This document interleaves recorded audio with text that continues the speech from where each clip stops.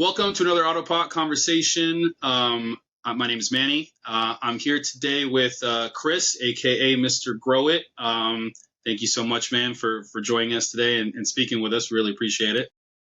Yeah, thanks for having me, man. Super excited for this one. Yeah, no doubt, man. I've been checking out. I've been seeing your content for a while and checking it out, and it's amazing all the stuff that you put up. The different topics you go over are just incredible. But for some of the people that are watching, and it may be a small minority that are not familiar with you, could you maybe speak about kind of how you got into this? Maybe growing and then also cannabis content, and what kind of content people can find on your channels. Yeah, absolutely. I started growing cannabis in 2010, so I'm coming up 16 years now growing cannabis. I started growing cannabis, then moved over to vegetables. Vegetables, I actually now have trees in my backyard. It kind of had the domino effect from there.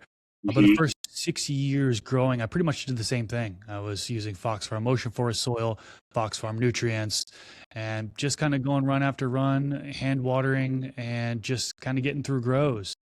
I found out about YouTube and how people were uploading things in like 2013, 2014, and realized there was so many different ways to grow this plant. So that's when I started experimenting, and I actually launched my own YouTube channel in 2015. So when that launched, it was mostly just kind of beginner stuff, just kind of going over the way I do things. But as I continued on and started experimenting different ways, I'd showcase that on the channel. And then after a while, I would actually ended up starting another channel for a podcast. And one of the things I wanted to do was have one-on-one discussions with people about their garden, how they do things in their garden. I wanted to really not just talk to the experienced folks, but the beginners as well, because I really feel like there's some takeaways that people can have, at least bring people back to the basics when it comes to having these conversations. So for the past 6 years now, I've been doing a podcast episode called Garden Talk. It's Garden Talk with Mr. Grow It, if you want to search for it. And we've had 190 guests so far on the podcast. So it's been doing really well. So yeah, you can search for me, get through my podcast on that, or my main channel on YouTube is just called Mr. Grow It. And then I am actually a part of another podcast called From the Stash, which is myself, Rob from Cannabis Lifestyle TV, and Pigeons 420. And we talk about all things cannabis related on that channel.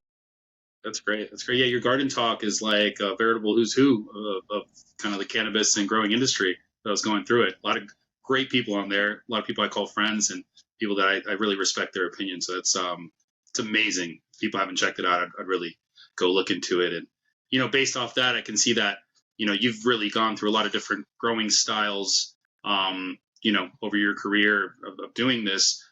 What made you curious about AutoPot and wanting to try it? So I think it was back in 2018 or 2019 when I was kind of first introduced to AutoPot, and I was put on by Chris from Happy Hydro. So big shout out to Chris. Yeah. Work with him pretty closely there. He called me up one day and he's like, dude, I got to send you over some AutoPots, man. You got to try AutoPots. This is something that a lot of people are going towards, and it makes things so much easier. And I said, I'll give it a shot. No problem. And so I first got the XL system, and I believe those are like 4.4 gallons or something like that, 4.9 gallons maybe of media I can fit in there. And I had the 4-pot system, and it worked out great. I first used it with synthetic nutrients in there. I was using, at the time I was using Blue Planet nutrients, using their base A and B, and then their CalMag. Fantastic results. And then I actually switched over and was using it with organic inputs as well, which I could talk about that a little later here. Yeah, the person that put me onto it was Chris from Happy Hydro. Started off with the XL system, and then eventually, not too long ago, I ended up getting the Tray to Grow. Awesome. Yeah, that's amazing. That's your origin story. I had no idea. The guys at Happy Hydro are awesome. So if anybody wants to check them out, happyhydro.com. Did you got a chance to try the Tray to Grow as well after using the 4-pot? What were your impressions of the Tray to Grow, at least compared to the single modules in those containers and moving open to the open tray, and how did you utilize it for your particular applications? One thing I really liked about it is how flexible it is in regards to putting multiple pots on that one tray to grow, right? So you can have so many different sizes. So if you got a bunch of plants in veg stage, maybe you got some plants in solo cups, you can use that. You can put those on there. I've done that successfully. 1 gallon containers, 5 gallon containers, 7 gallon containers can go on there. And so you can really mix and match according to what's in your garden. So, for example, if you have multiple tents, maybe you want to have a tray to grow in your veg tent and you're transplanting things up and you have different container size. And then you're at the point where you want to transplant. Well, then you can just transplant out into a larger container and go into a different tent and keep those variety of pot sizes on that tray to grow, no problem. So that's one thing that really kind of surprised me. And something I really liked from the beginning was how flexible it is to have multiple pot sizes on that one tray. Yeah, yeah. The versatility really lends itself to be able to like insert it into your workflow in different places depending on where you want to put it. So, I mean, I loved it. It's my favorite product we have currently, just because I personally love using it, so much. And yeah, speaking of solo cup tech, man, I saw you do this like really cool wicking line through your solo cup, and I was like, man, I never saw that before. It was an amazing idea. Yeah, thanks. I figured I'd try it out because solo cups are so convenient to use. So many people use them. And I think traditionally, a lot of people think that fabric pots are the only thing that you can use with Tray to Grow. A lot And of people that's do that, just not true, right? You can yeah, certainly use plastic containers. Now, in solo cups, depending on where you actually put the holes on the bottom, the drainage holes, it might not come in contact with that, with the Tray to Grow, right? So yeah. I figured adding in those pieces of twine is what it ended up being, just putting twine within the bottom holes. And so that way that wicking system does happen. Yeah, It worked out really, really good. I did have somebody comment on one of the videos that I released on it, and they said, "Hey, you don't even need to use the twine. Just as long as those holes are at the very bottom and they make right. contact with that pad, it's good to go." So next time, I think I'm going to try that. Yeah, it is tough because we do want your substrate to make contact with the mat, and there are people that call me. They're like, I don't know what I'm doing wrong, because a lot of guys use solo cups, and it's just making those holes properly. I'll use a peeler sometimes, and I'll peel the sides of the cup down to really get like good exposure. But I mean, I think the wicking line is a great failsafe, and it could increase the capacity of the ability to wick depending on how long that solo cup's going to be there. So I just thought that was cool, and I always love seeing like adaptations and innovation around what we're doing. And there's so much autopot innovation that goes on all the time. So it's like there's just I get so many ideas online, and oftentimes I'll just say they're mine, take credit for them. As like I might do that with yours. You mentioned proceeding into organics with the system after you were just using synthetic bottled fertilizers. How did you adapt your growing processes, your organic style, into using the system, and did that progress over time into something different? It certainly did. At first, I struggled. It was certainly a struggle at first trying to pair organic inputs with AutoPot. And this is what I did. And this is the reason why I think I struggled is because I started out with that XL AutoPot system, and I was using the organic dry amendments that, you can do the initial mending in the soil, but eventually you want to do some sort of top dressing. And so Hmm. the top of the medium, it needs to be moist at all times in order for proper amendment breakdown. The microbes need to be able to be alive on there. And really, if it's dry, microbes are dormant and they're not there actively breaking things down. So what happened was, unfortunately, I left kind of the bare soil on top, and Hmm. the top of the layer dried out. It was, half inch, maybe an inch. I don't really know exactly, but that top layer was dry, and those amendments were dry. So I saw plant deficiencies. Now, come to find out, one thing I come to find out was that not all mediums are created equal. So I was using Fox Farm Ocean Forest soil, which is really a peat heavy. There's a lot of like this forest product, 50 to 60% forest products or whatever. And then there's also peat in there as well. And that doesn't really do as good of a job of wicking up to the top as some other mediums do. And I didn't know that at first. So unfortunately, I did run into deficiencies when I was trying to pair organic gardening with the auto pots. Now, one thing I did that helped a little bit was using a mulch layer. So having a mulch layer on top, that way the soil directly beneath it stayed moist. that worked out pretty good. Also, cover crops is another thing that I had paired with it. Another thing that has worked really well to help keep that medium moist in order to assure proper amendment breakdown. But fast forward a little bit to just last year, I was introduced to bioflower soil, which is more cocoa heavy. Hmm. And really, the folks that are running a cocoa heavy medium or even cocoa entirely, because you can just do cocoa perlite, for example, or just straight cocoa with no additional aeration in there and be successful. That is definitely, in my opinion, the wicking mechanism goes up to the top a lot better than it does in a peat focused medium. So once I made that change, it was really a game changer for me.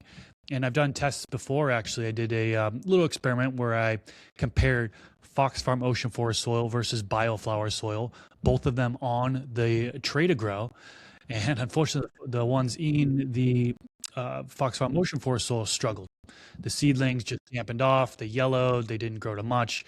While the ones in bioflower soil, the ones that are cocoa heavy medium, thrived and just did absolutely amazing and grew faster than I've ever seen plants grow in the Fox Farm Ocean Forest soil. So, yeah, there was that transition. I didn't know at first about the difference in mediums and how it acts in a wick system.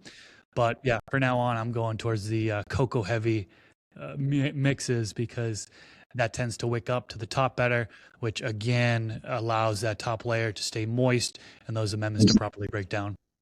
No doubt, no doubt. Yeah, the peat can be difficult. Here at at our company, we speak against it a lot of the time within our system. While it's a great component to certain soils in a wicking system, it takes on too much water. Gravity starts taking a hold, and we just start compacting the soil, and that's where you see those plants dampening off and not having the ideal outcomes that you're looking for there.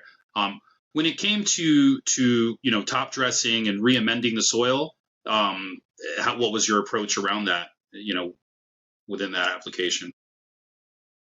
Well, for the initial amending, I'll start with that. One of the things that I typically like to do is I'll get my container set up with my soil to begin. Then I'll add in my organic amendments and kind of mix it in to that individual container. Now, some people are going to spread out all their soil onto a tarp, do some calculation, figure out how much amendments they need to add in, and then kind of mix it onto a tarp. I like to mix it into the individual container that it's in. And when I'm mixing in, I've gotten away with just kind of having the top half of that container, mixing the amendments into just the top half.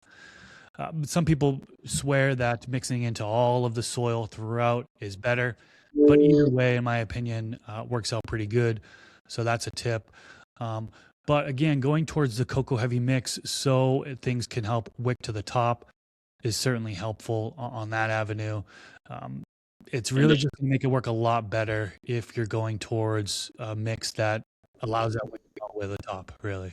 Sure. And like you mentioned the mulch layer on top before, which is also helping a lot. I've seen you had Jeremy on in the past on your garden talks from Build a Soil, and he's like pioneered a lot of these methods around organic cultivation in the AutoPot, and bringing it together with his own style. But using that mulch layer, you can really see those feeder roots come up and really have access to feeding from that top layer when you do that. So that's great, man. That's great. Could you possibly speak on, utilizing the system within what you're doing and how that's kind of, how has that affected what you do in your garden as far as your ability to focus on day-to-day tasks within your garden, using a passive system that doesn't require too much effort to use? There's a big difference in the garden. Comparing it to kind of hand watering, for example, I used to do hand watering where I would have to check every container individually to see how much moisture is in there and then take a guess on whether or not that medium needs more water or not. And I would use the old school method. I first started out using the old knuckle method where you stick your finger into the medium, knuckle deep. If it's bone dry, it needs a watering. If not, don't water it just yet. Also utilizing the lift technique to kind of lifting the container and kind of getting guess. It feels like there's still water in it, or I used to weigh them before, like way back in the day. I used to even like weigh them and stuff, Yeah. So Yeah. Yeah, but it's a total guessing game, and that led Mhm. to, unfortunately, to a lot of underwatering and overwatering.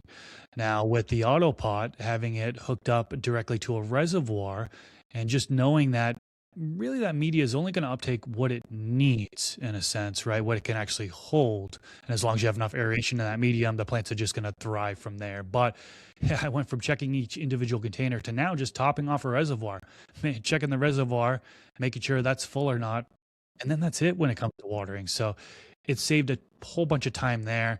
And now instead of me worrying and spending time on watering each individual containers, now I can spend more time doing things such as like training and inspecting for pests and so on and so forth. That's great. Yeah, yeah. Some people almost complain to me sometimes. They're like, "Yeah, man, you guys, you took me out of the garden. I have nothing to do now." And I'm like, "There is always something to do. Like, you can absolutely spend your efforts in other areas of your garden than just feeding your plants." But it's amazing the amount of time it gives and the ability to do that, which is one great thing. And did you notice, at least compared to some of the other methods you've done as far as feeding goes, whether it's automated or hand feeding, did you notice any change in the plants as far as like growth growth rate, overall vigor, root development, anything that kind of stood out to you in comparison? 100% faster growth is what I can say right off the bat. Really, I can only imagine like how hand watering was leading to the inconsistent watering, whether it be from adding too much water and there be kind of a lack of oxygen in the root zone and stunting happening from there, or not enough water, so underwatered, and that leading to a stunt in growth. None of those things happen anymore, right? Because it's maintaining that consistent moisture level. So there's definitely been a lot faster growth being on autopots. Yeah, yeah, no, it's a constant availability as opposed to those peaks and valleys we get when we're hand watering or have other forms of automation. A lot of people will call it the autopot jump or the autopot stretch. When you're first turning on the system, and it's a little learning curve to kind of work around, but it's amazing to see initially for sure. And definitely can cut down on veg time and things of that nature. In speaking to that and automation and jumping into it and its differences, do you, like, amongst your community, and you have a pretty robust community and you talk about a lot of these topics, do you ever see some pushback or just some hesitancy from growers going into automation? Like, what are some of the common objections or pushbacks you might hear from people, and how do you field those? There's a lot of people that don't trust it because they don't want to flood their tent or their indoor grow space. That happens with some other watering systems, and it's happened with me on other watering systems where it's flooded the whole tent. Hmm. It's not good at all. So people they're really worried about that. See a lot of other people worried about them not being able to pay attention enough to their plants. They think that they're spending less time with their plants, so that's a bad thing. That's kind of the major complaints that I hear. It seems to be more towards older crowd, the older growers. People have been doing it for just a long time, maybe even before the automation existed. They'll just kind of be hesitant. They're like, "Oh, I've been hand watering for 20 years and it works well for me, so why go over to automation?" So that kind of attitude, that's completely fine, right? Hand watering still works. You can totally still do it. But I think auto watering certainly has its place if set up properly. Can certainly eliminate any guessing that comes with the hand watering. And Yeah. most likely your plants are going to be happier because waterlogging the medium and encountering drought situations doesn't really happen in these autopods. Again, it just makes things a lot easier when it comes to watering. Sure, and that's probably the most common mistake by growers. It's just too much water, less oxygen available. You know, um, and I think a lot of growers as well. And you talk about the old heads too. When they think of automation, they think it has to be very sophisticated. And that's like scary. They think bells, whistles, a lot of technology. And with our system, it's going to be simpler, really, when it comes to setting it up. And as you mentioned before, just some guidelines and guardrails you have to stay within as far as substrate goes. And when you start the system, things of that nature. So thank you for expanding on that. So I know you're launching or have been launching a fertilizer, Stash Nutrients. When pairing it with a bottom feed system like AutoPot, what is the best practice from what you've seen, And what are you looking for, like on some of your initial runs and using your fertilizer with our feeding system? Well, so far it's been a match made in heaven. Stash Nice. Nutrients and AutoPot. Things have been working out really, really well. I've been using it for quite a while now. Again, just I can't emphasize it enough, making sure it's the right media. One of the ones that are going to wick all the way to the top and going to provide enough aeration for those roots. The roots need oxygen as well. A lot of people don't know that, but if there's a lack of oxygen, there could be a stunt in growth.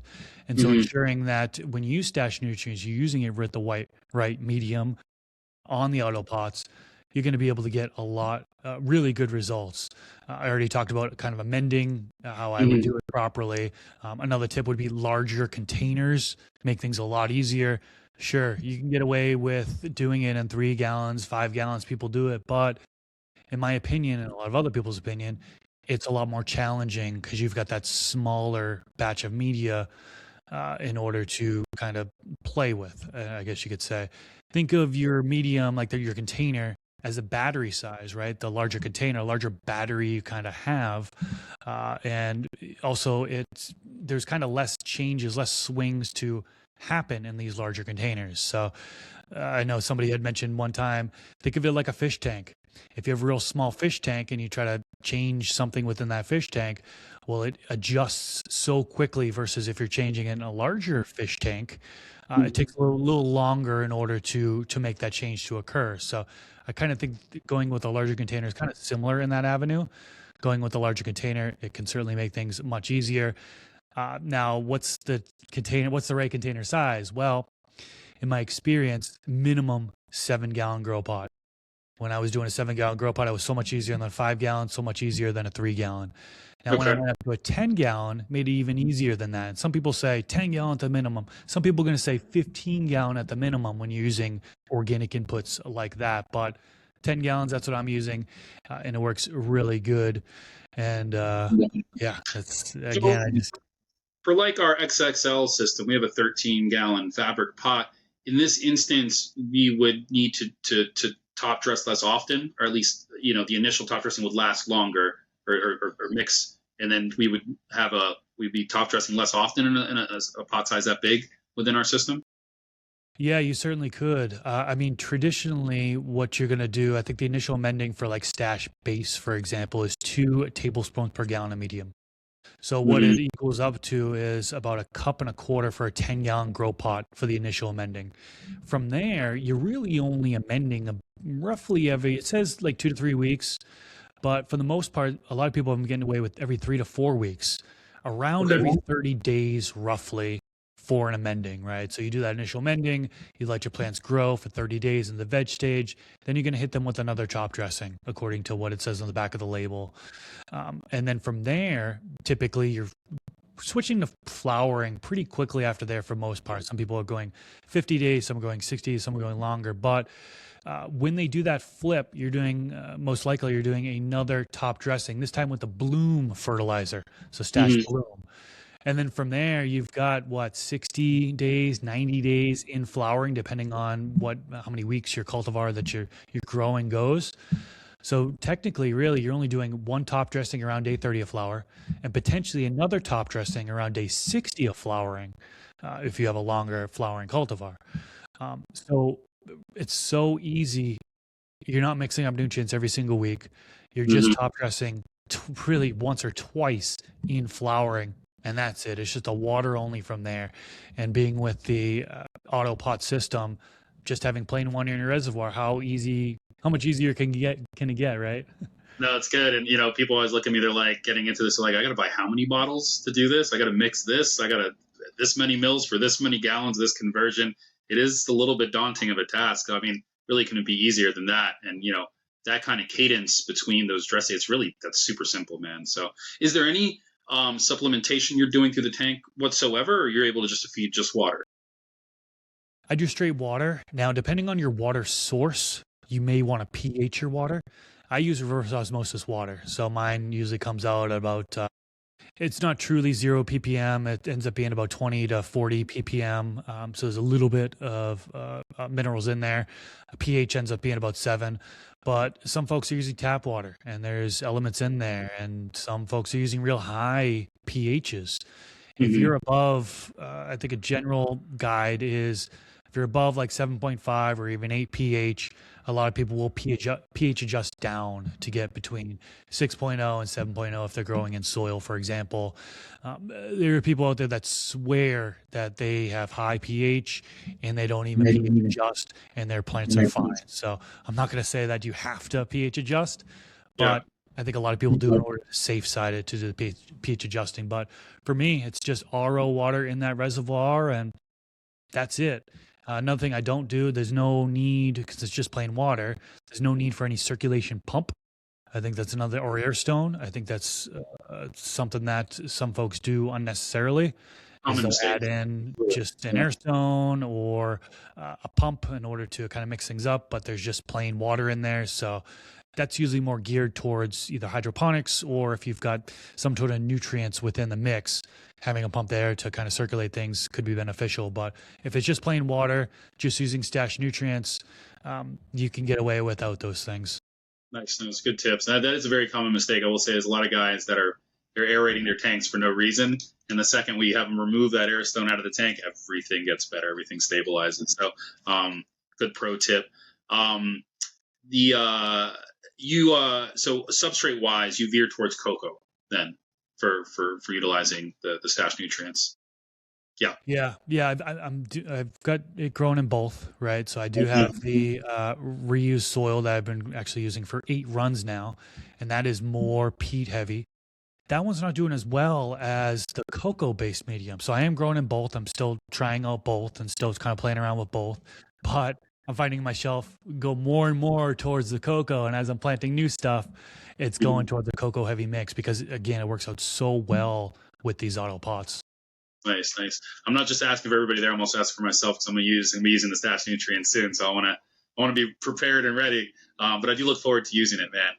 And it's something that I make sure to do is try to use whatever fertilizer I can get my hands on, just so I can help other autopot growers that are using our system. You know, kind of wrapping this up, I wanted to kind of throw a question at you about just kind of the bigger picture here, and it doesn't even go outside of autopot too, but knowing everything you know now, you have good wealth of knowledge. You've talked to so many leading figures in this industry.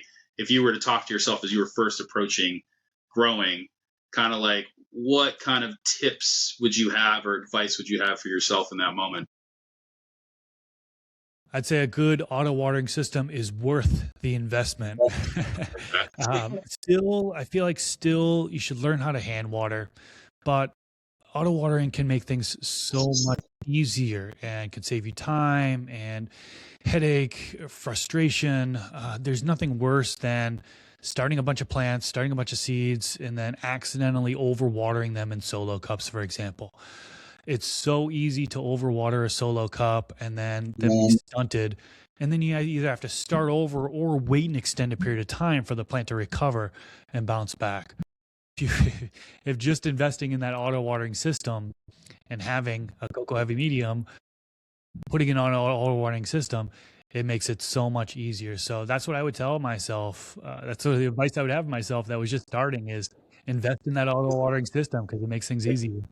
I wish there were guys like you on YouTube when I first got started. This is more like early 2000s and stuff, to have that knowledge and just be able to use the mistakes of others to do better. But jumping on your metaphor there, I'll say like when it comes to smoking, because I love smoking meats, and I have a Traeger. It's all automatic. It's Wi-Fi.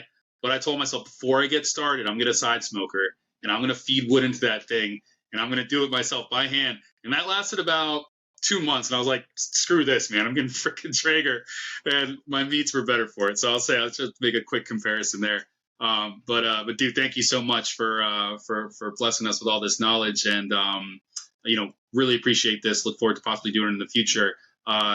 Anything else? Give you the floor if there's anything else that you wanted to say or plug here that you might have in the future.